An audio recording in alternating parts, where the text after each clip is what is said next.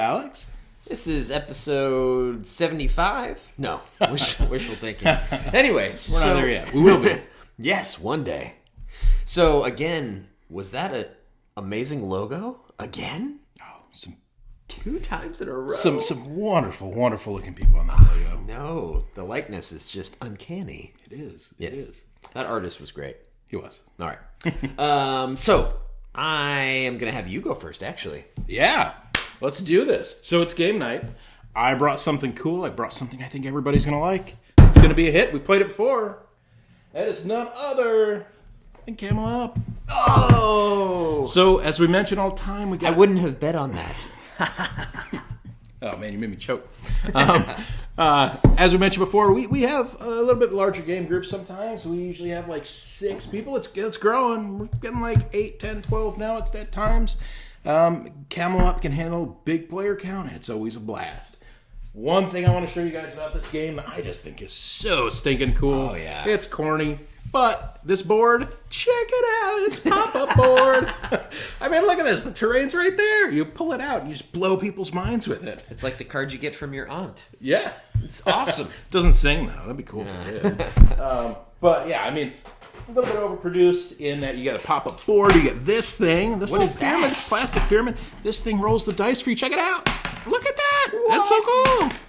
Always 6s. No, 3s. Oh, 3s. We don't get 3s. 3s are the 6s in Camel Up. There's no 6s. So in Camel Up, Camel's this wild and zany game where players are not actually playing camels on the board, but you're these spectators that are in the audience betting on these camels. And these camels come in all different shapes. We got a little purple guy here. We got a little green guy here. One of the cool things about Camel Up, let's see where you guys can see these things. These camels, they go right on top of each other. So as these things are racing around the board, sometimes they'll get on the same place. And they just stack like this, and whoever's on the top is the camel in the lead. You've also got these guys, the black and white camel. If anybody's played this game before, you know all about these guys. These are bad camels. They just don't listen. They go around the board backwards. And so if one of these camels, the good camels, ever land on them, this black camel may chase them around the board in the opposite direction. There's all kinds of chaos. There's all kinds of silliness. There's 4 things you can do on your turn. You can base on who's going to win this particular leg of the race. It's a lot about hedging, but honestly, if you're one of those people that tries to take the easy approach, you always lose the game. Oh, yeah. Yeah. So if you hedge your bets, it's not always the best. You have to be the one to jump first and say, this is going to be the winning camel. Yep. This is going to be the losing camel. Or you're the first to just say, I think this time, this is going to be the one that wins. Yep. You take tiles, you get money if you make the right bet. So, I mean, there's a lot of luck involved. There is. And with us, I found out, if you're playing with 6 players and you're waiting to make your move until you know who's going to kind of be at the end and that leg of the race, or who's going to give your odds, there's going to be nothing left to bet on that camel at that time. So you got to act quick. You're going to get some stuff wrong. You're going to get some stuff right.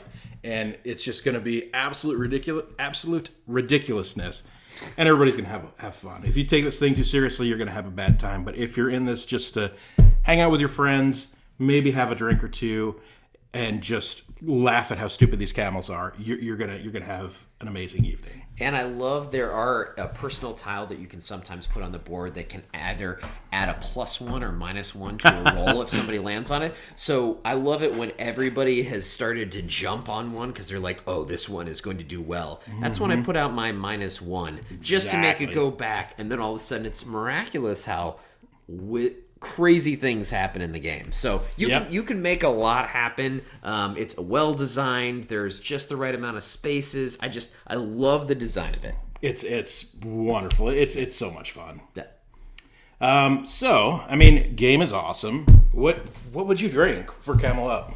Just a little bit of water because I'm so parched. I need a little. Could be a great choice. Not my choice. Camel spit? No. Oh, okay. That sounds disgusting. So what I was thinking for this game was, of course, I'm thinking whiskey. And then I'm saying, no, Dan, people don't just like always the whiskey. when you just pull out whiskey and try to make it work. So what I did here is I'm going whiskey, a little spin. So I'm thinking sand, paradise, beaches, summer. It's a good summer cocktail.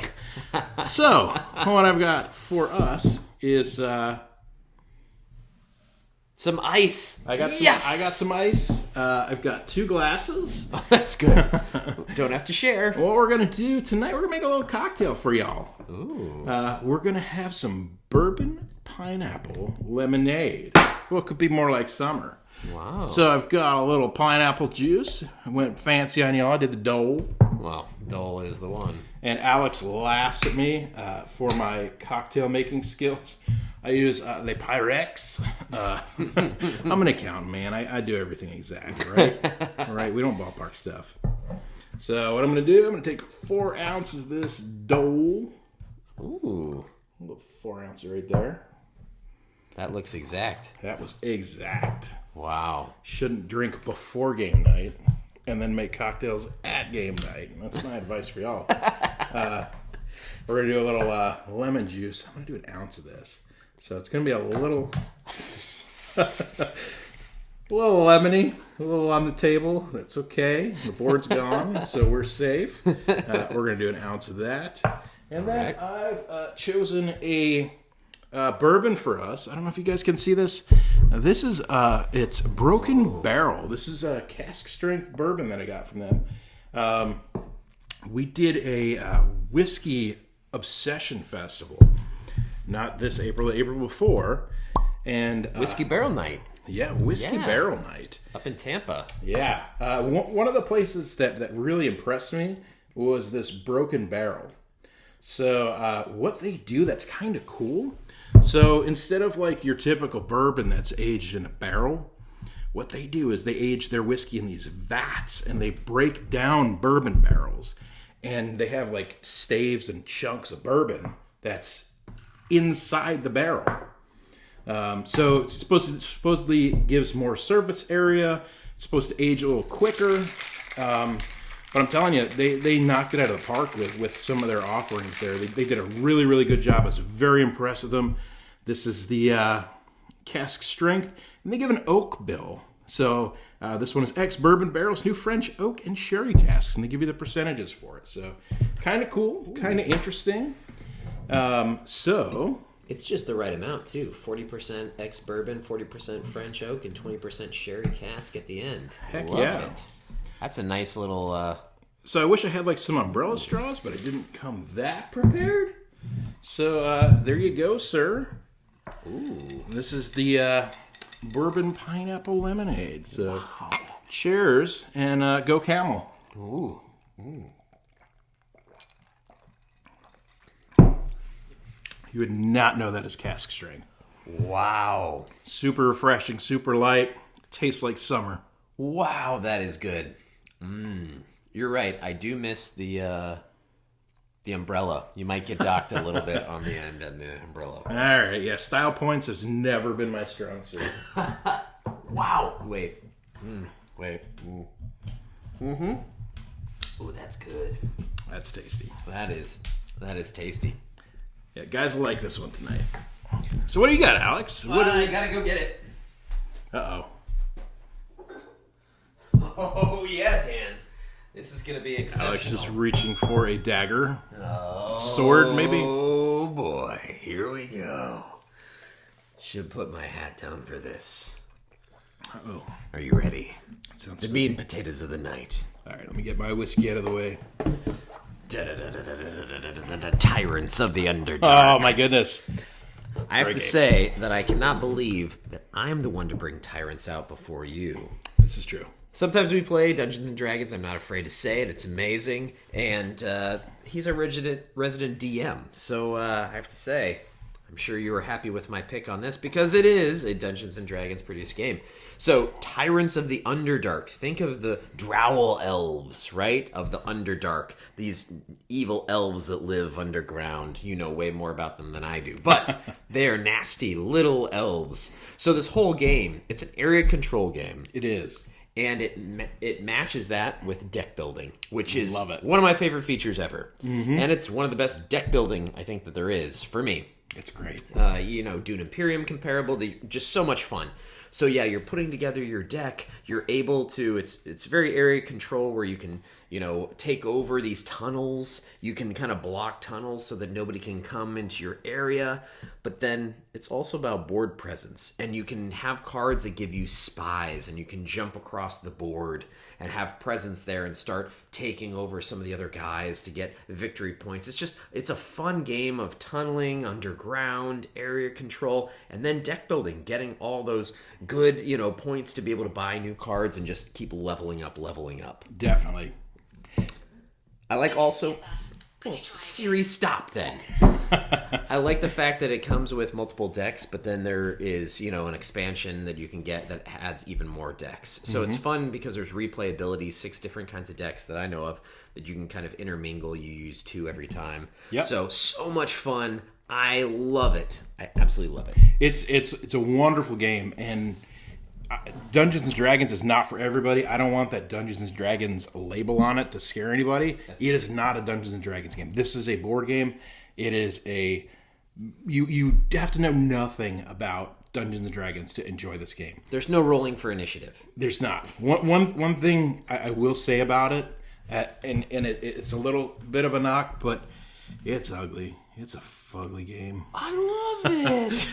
I mean, if you're at a convention or you're at a game store or you're at a bar playing this thing, people are not going to look twice at it. Like, the board is functional. It makes complete sense once you know how to play, and it's so intuitive in the lanes that it has and the symbols that are on there.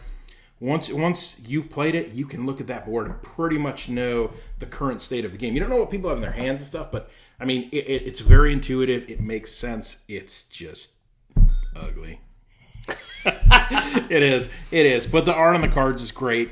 The deck building's awesome. And one of the things I love that you didn't talk about, but they've got this cool concept. I forget what it's called off the top of my head. But when you take the cards out of your deck and you put them under this thing and they can score more points. Promoting cards. It's so cool and it's so nasty. It seems like such a little thing.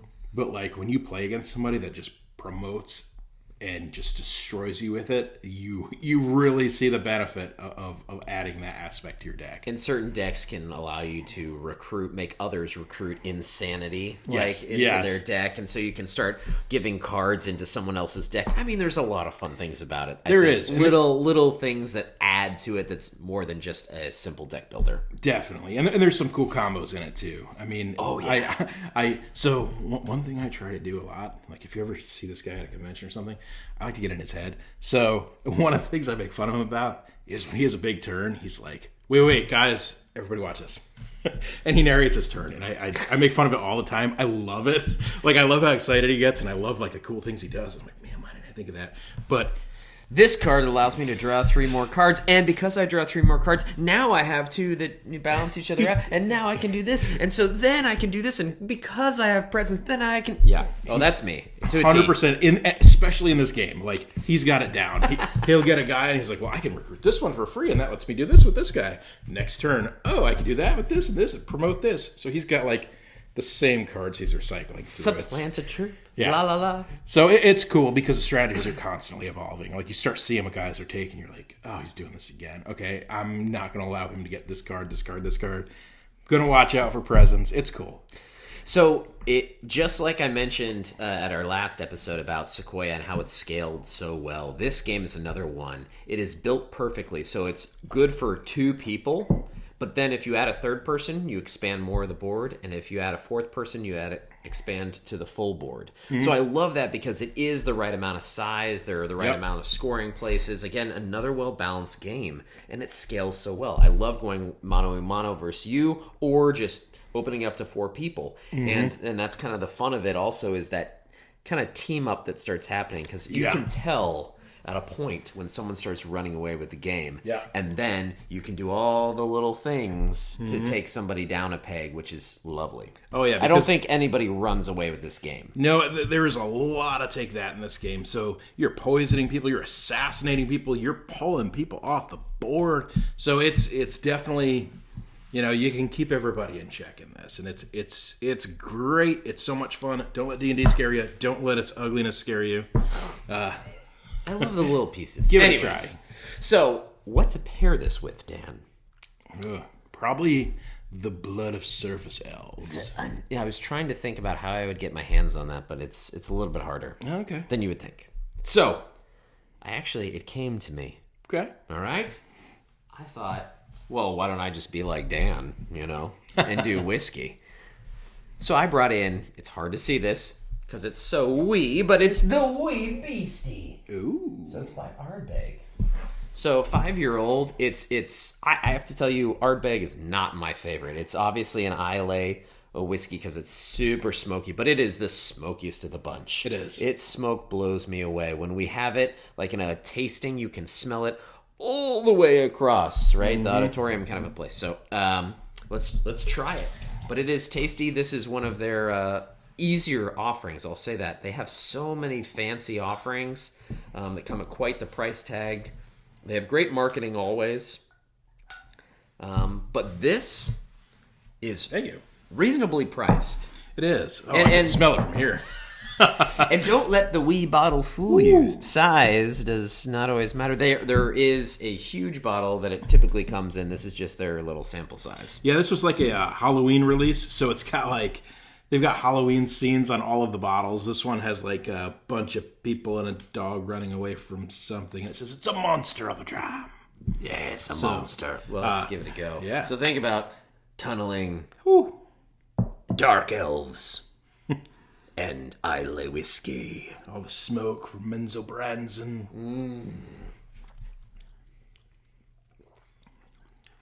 I like that so much. That is good. It's 5 years, which a lot of people go, 5 years for Scotch. I mean, for a bourbon, that might be great. But for a Scotch, you kind of go, 12 years is a staple, right? So, but 5 years is great. It drives down the price point, and it has everything that I like. It's not as much of a smoke bomb as some of the other Ardbegs. Yep. So it's right in my wheelhouse where I appreciate it. Sure. No, it's I've had the 10 before, and the 10 is crazy smoky. This is very, very nice. And what is this, like $50 for a big bottle? Oh, yeah. I mean, it's which is reasonable for a Scotch. Very reasonable. Definitely. And this thing doesn't taste like a 5-year-old Scotch. No. Like, not at all.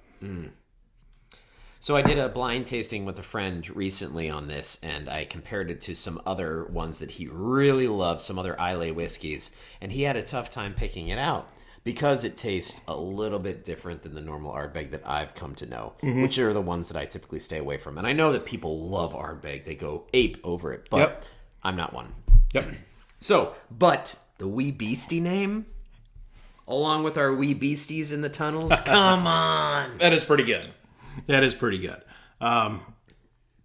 So, I always hear people, when I tell people that I'm into Scotch, one of the things that I always hear is, Scotch is so smoky.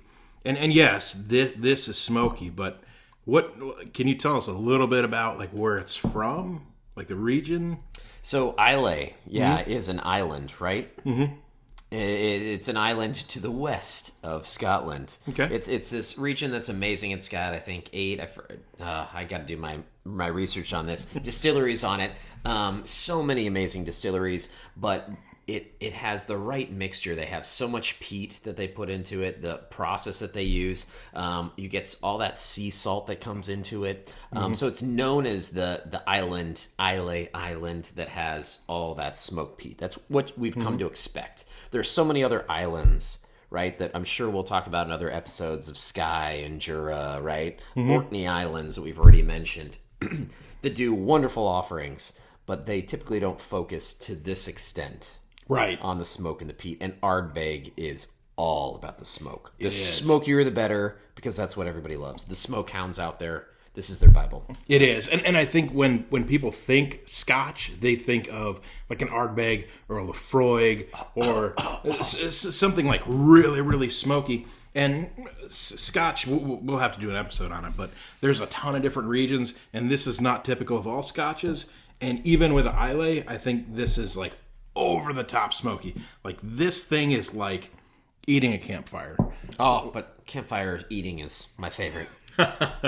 Yeah, I mean, when you wake up in the morning when you're camping and like you sniff the brim of your hat, like that's what this tastes like. Oh, or just do the from the beard. Yeah, and you get all the Guinness out, like From last episode. Way to bring it back, Dan. yeah. But Dan, things are not over tonight. It's not We got another judgment game? time yet. Nope. We're doing our first ever new episode. You ready for it? I'm intrigued. Tell me more. I'm going to call it the Level Up. Level up? Yeah, we've done the double fisting. Now it's Okay. time for the Level Up. Okay, let's find out more. I'm excited. I'm glad that you're excited about Let me this. finish the wee beastie, or you can talk later. So, Level Up, concept-wise, right? We talk sometimes about things that are, a game that's really hard to find or a whiskey that's hard to find. This is approachable, right? Because it's a game that you can find readily, Tyrants of the Underdark. Mm-hmm. Wee Beastie is very much accepted everywhere. You can find that at most liquor stores if you ask for it. So now I want to level that up because I said it's great. It pairs well. It does. But if you want to take it to the next level, I think sometimes, some episodes, we'll have to reserve it for the right ones. Okay. But level up needs to happen, and tonight, it's happening. Okay. So, how do you level up from Wee Beastie? If you want to play... actually eat a campfire. Actually, eat a campfire. No. I was thinking the same thing of Islay, but instead I brought in the Lagavulin 12. But not just the 12. This is the Untold Legends edition. So, every year... In recent history, Diageo, who owns a number of distilleries, they own 200 brands now. Oh, wow. I did not realize that. Yeah. They've taken over everything that is successful, and they've made it their own. Yep. Anyways. Standing on the shoulders of giants? Yes, that's exactly what they do. So they've started producing these amazing artwork pieces and putting out... for Scotch especially, every year this special release, usually 3,000 to 5,000 bottles, sometimes up to 7,500, of a special release. It's always cask strength. It always has this amazing art like this one does. And yeah, special release. So it's definitely going to cost you a nice little penny, a couple $100 maybe. If you can find it. If you can find it, sometimes it is more available. So you nab it quickly. You can always spy it because it's the one that has all the creative The cool design. art. Yeah, very cool art. The fire lion. Anyway, Diageo, just a little bit real quick. Yeah, let's about do it. Diageo. So they own most of the spirits that you're used to, right? The Captain Morgans, the Tanquerays, the Don Julios. They own Guinness. Did you know this? I did not. Yeah, exactly. They own Johnny Walker, J&B. They bought Casamigos. They bought Aviation Gin 3 years ago in 2020. So they are buying everything that they can that is successful and wonderful. And how did they get to do that? Because they divested their interest in Burger King and Pillsbury. So nothing like throwing out the fast food and the Pillsbury Doughboy to get into whiskey. Wait, and what year was this? This is 1997. It's a 97. Okay. All right. Okay. So they were like, "Oh, I think we feel a little People are change going to in get the market. healthier. Yeah, Drink a little more. drink a little more, less fast food. Who knows? Okay. Who knows? But that's the way they're headed. So It works. And I like these special offerings. Some people are not so high on them because they think that they're overpriced and ridiculous. I am also one of those that thinks that cask strength is not always the best. Mm-hmm. But I will tell you that the 2021 releases, I might talk about more of them, but I bought a number of the offerings that year. Okay. Because I believed in them and they did not disappoint. So this time, I'm bringing out the Lagavulin 12, the Fire Lion from the 2021 Special Release Edition. I'm excited about this. Lagavulin, also Islay whiskey. You can see I've already polished off some of this bottle. Into that. You're going to get a little bit of the lust. But, ooh. No, we don't want to do that. That was almost a travesty. Yeah, that would make me Thankfully, I sad. have other grilling Karens ready. Level up. Level up. Perfect. Oh, my goodness. So, I like that. I like that on the nose. this is going to be tasty. So, again, You have a moment. think about this. You're playing a game. In a world where you play a game all about drow elves. So, yeah, exactly. Level up. These are the sophisticated elves, though. Oh yeah, this is winning the game. This is like what the lieutenants are drinking. Like the peon elves that are fighting in the streets, they're drinking the wee beastie, and clearly not the Lagavulin 12. I didn't even know there was a 12. No, sorry. Less talk, more drink. Special edition. So the same year there was actually a 26-year release, but don't ask me the price on that. That's out of my price range. Yeah, I won't see that one. This is amazing. Yeah. So it's going to be less smoke. It is. Than the the right amount of smoke. The right amount of smoke, and that smoke carries you through because, again, I said it's cast strength. My gosh. Mm-hmm. It's ridiculously. So this is from exclusively refill casks, which is interesting. Typical Scotch. UK market. Where are you telling me? It's probably lied. On the sleeve. They lied to me. So for this one, like it's a little sweet, like right up front, and that smoke really comes through in that mid palate and finish, and it's got a long smoky finish, which is just wonderful. It tastes like that Fire Lion. 56.5% alcohol. Okay. We're at the tipping point. We're at the tipping point. Yeah, but you don't taste all of that, which is lovely.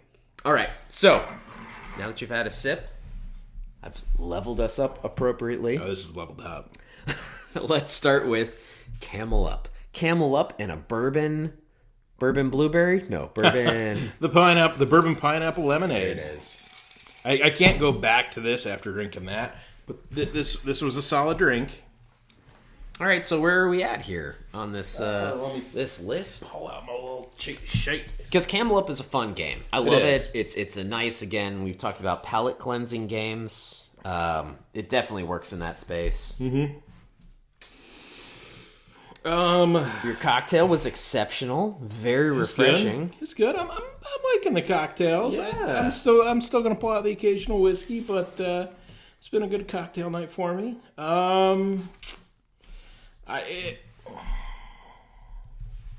I'm struggling on this one. I think it's kind of mid-list. Yes, I agree. I don't think it beats Champions. Okay. Because...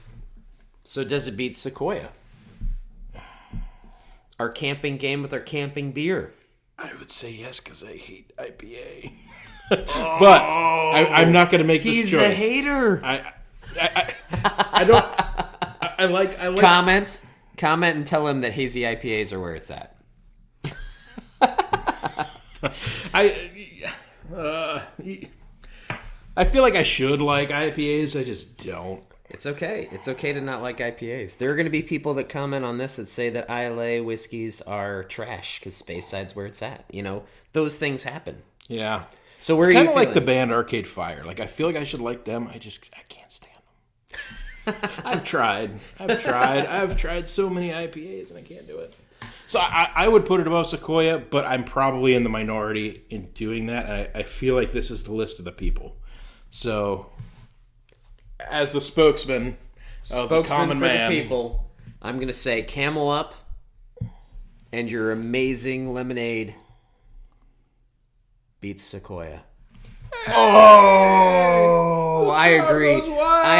I think the drink is really nice. I like the game a lot. I think it's a beautiful pairing. I can feel myself in the tropical paradise. It's wonderful. Great job. Feels like you just have your toes in the sand, and you know you should be like riding somewhere, but you're just gonna sit in the sand dune and drink that. That's a lot of milking going on there, but yeah, sure. All right, now let's get to the meat. Tyrants of the Underdark. All right, so Wee Beastie and the leveled up Lagavulin 12 special release. So 2021 Fire Lion. As a point of clarification, is this one entry or two? This is one entry. One entry, because I think I place it different. No, I mean the lag is definitely more my style whiskey. Level up is a cheating way to get higher on the list, Dan. Oh, okay.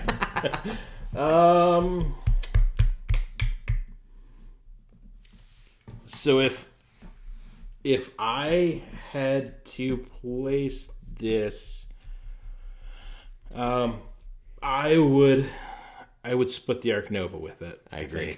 100%. That's We're where you right are? there. Okay. Let's do it. We've got the Arc Nova with the orangutan mule, Yep. and then Tyrants falls right in, and then the other Arc Nova bear fight right after.